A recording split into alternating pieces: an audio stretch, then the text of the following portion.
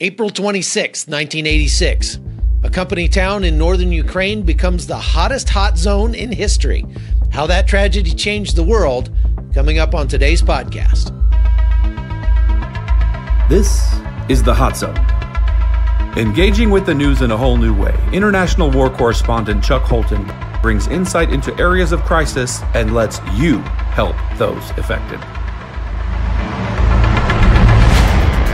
Hey folks, today we're going to talk about Chernobyl and the nuclear disaster that happened there back in 1986. But before we get to that, there are a few short stories I want to cover that I haven't heard much about in the news and I think you ought to know about. There's a heat wave in Europe this summer, but in Spain, it's the terror threat that's got police services worried. Security and police services in Spain have dramatically increased their presence on the streets after ISIS made threats to tourist hotspots, to include the iconic Sagrada Familia cathedral in Barcelona. Recall that ISIS had targeted the Christian cathedral in the past, but when their bomb factory blew up with two of their bomb makers inside, they switched to a vehicle ramming attack instead. I was there to report on that terror attack. Investigations into the multiple terror attacks last week in southern Spain have revealed a terror cell of at least a dozen people who were planning catastrophic, coordinated attacks. Their plan went wrong when the bomb they were constructing exploded prematurely Wednesday night. Switching plans, one terrorist drove a rented van through a crowded shopping district in downtown Barcelona Thursday morning, leaving bodies strewn in his wake. Later that day, a second van, thought to be a getaway vehicle, was found. Friday morning, a second ramming attack in the coastal town of Cambrils, killing one and injuring seven. Police killed 4 terrorists and captured one more. Also on Friday, memorials sprung up around the site of the attack in Barcelona. Tens of thousands came to pay their respects. The mood completely changed in the morning. Before it happened, it was just it was pretty much calm. Everybody was having fun, like a normal tourist destination until the attack happened. As soon as it happened, everybody at the beach started leaving. The subway on Ramblas, it was all completely closed. People weren't sure what was going on. It was just madness pretty much. I'm Hannah de Ras. I'm Moroccan. I've lived in Barcelona for 23 years.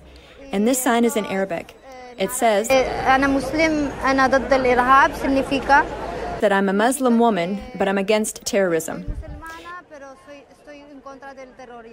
It was very close. I saw lots of chaos. We were trapped in traffic for 4 hours. We aren't terrorists. We don't agree with these people. We don't understand why these things happen.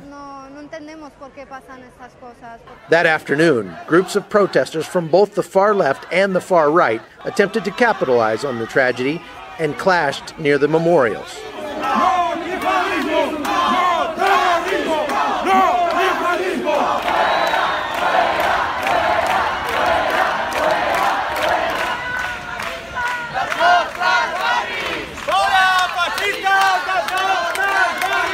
The death toll from these attacks now stands at 16 innocent lives, and the people's response to this has so far been no tinc por, which means we are not afraid.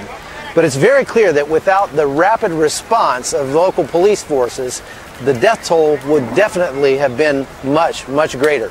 Now that plan, had it not been disrupted by a premature blast, would have involved multiple vans, explosives, rifles. This time, the ISIS-linked group, which goes by the name Al-Muntasir, has sent 3 threats aimed at Spain in the past month. The threats included a photo of the Sagrada Familia Cathedral. In response, the Spanish government has deployed over 40,000 police to tourist hotspots all around the country. All right, let's move on. I haven't really watched television for about 25 years.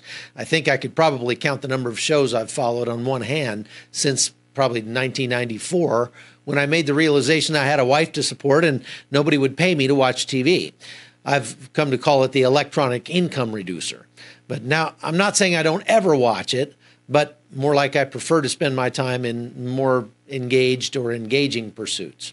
However, we did sit down the other night and watch this HBO series on Chernobyl, mostly because I've had a chance to visit the site of that nuclear disaster twice in the last 10 years. And I was interested to see how well they dramatized the event. And I wasn't disappointed. The whole series was extremely well done. What does matter is that to them, justice was done. You see, a just world is a sane world. There was nothing sane about Chernobyl.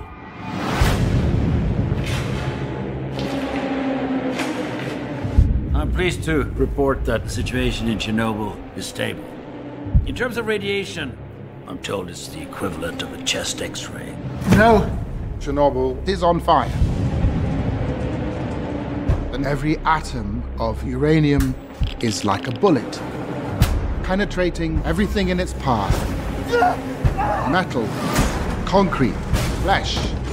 Now, Chernobyl holds over 3 trillion of these bullets. Some of them will not stop firing for 50,000 years. Tell me how to put it out. You are dealing with something that has never occurred on this planet before.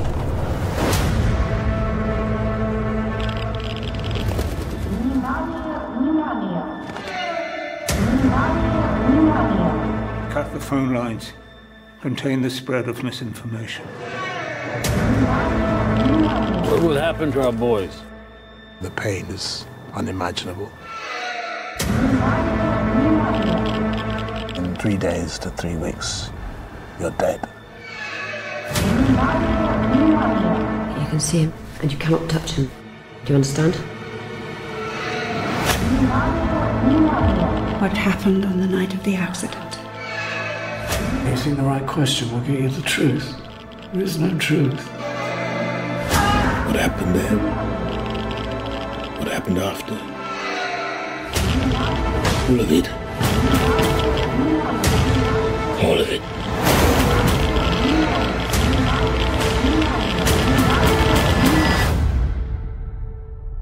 Madness. Now, I've heard people on both sides of the political spectrum saying this is either an indictment of socialism or somehow of the Trump administration, but I think it's really more of an indictment of bureaucracy in general, no matter what form it takes or who controls it. Now, I first traveled to Chernobyl in 2007 when I was doing research for one of my novels called Meltdown. I spent about a week in Ukraine visiting villages out in the countryside that hadn't seen a foreigner in living memory. It was really fascinating. I also took a tour of the dead zone around Chernobyl, and it was one of the more memorable experiences of my life.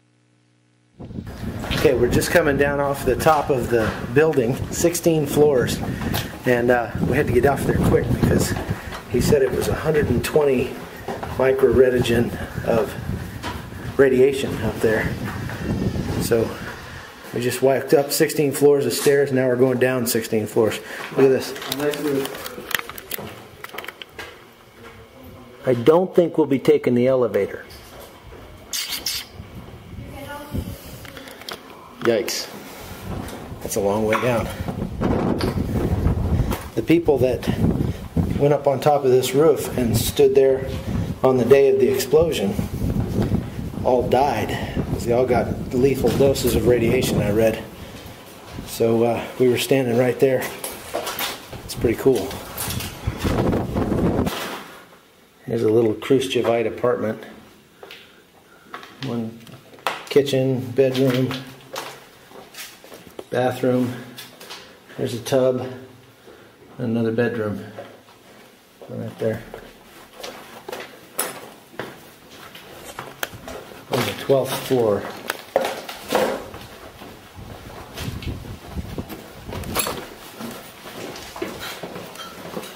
The town of Pripyat once held 50,000 people, and today it's one of the world's most famous ghost towns.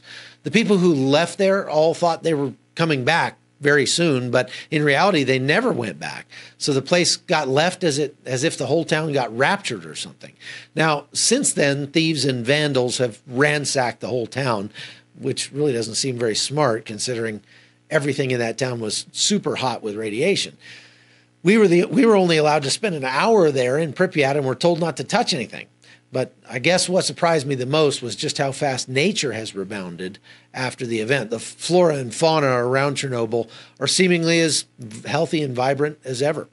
When I was there the first time, they were just getting started on the new sarcophagus that would eventually cover the damaged reactor in 2017. And I was struck by the lack of security there. I ended up writing about it in my novel, which you can get a copy of at Amazon.com or by subscribing to the podcast over at Patreon.com/HotZone. I'll send you a free copy. It's called Meltdown, and it's part of a fiction trilogy that I wrote back in 2017 or so. Anyway, in the novel, terrorists hatch a plot to blow up the damaged reactor because the amount of radioactive material still in there could make much of Europe uninhabitable. When you watch the show, you can get a sense of just how close they came back in 1986 to turning Europe into a nuclear winter wonderland and possibly killing millions of people. It's really a miracle of God that didn't happen, to tell you the truth. My second trip to Chernobyl was back in 2016, and I talked more about that threat then. Check out this excerpt of the piece. There has been a nuclear accident in the Soviet Union, and the Soviets have admitted that it happened. The Soviet version is this. One of the atomic reactors at the Chernobyl atomic power plant near the city of Kiev was damaged, and there is speculation in Moscow that people were injured and may have died. The Soviets may have been fairly quick to acknowledge the accident because evidence in the form of mild nuclear radiation had already reached beyond the Soviet borders to Scandinavia. Experts tonight say the cloud of radiation is now dissipating over the North Atlantic and poses no further threat to anyone. But as the Soviets treat an unknown number of casualties, there's no way to say how much lasting damage that cloud may have already caused. On April 26, 1986, the Chernobyl nuclear power plant in the Ukraine exploded in what would become the worst nuclear accident in history. A combination of ignorance and complacency led to the disaster, which experts say released radiation equivalent to 10 Hiroshima bombs. Here at the Kremlin, however, in Moscow, Soviet leaders waited a full 3 weeks before letting the world in on the full extent of the disaster. And Soviet leader Mikhail Gorbachev lived to regret that decision. In fact, that regret may just have changed the world. A sudden power spike caused the reactor to rupture, spewing highly radioactive material into the atmosphere. This led to fallout as far away as Scandinavia. In the immediate area, more than 350,000 people were evacuated from their homes. Hundreds of first responders, called liquidators, were brought in to fight the fire, and many received lethal doses of radiation. When it became clear to the global community that the Russians had been less than forthright in alerting Europe to the true extent of the damage, international pressure to adopt a more transparent system caused President Mikhail Gorbachev to call the disaster a historic turning point. The staggering cost of the cleanup also accelerated the fall of the Soviet Union. This is the city of Pripyat. It's about 3 kilometers away from the Chernobyl nuclear plant. It was built to house the workers for the plant as a model city. And when the accident happened in 1986, 2 days later, they came in here and evacuated everybody in the space of 3 hours. They told them just to take a few things because they'd be back in a day or two. But in reality, they never returned.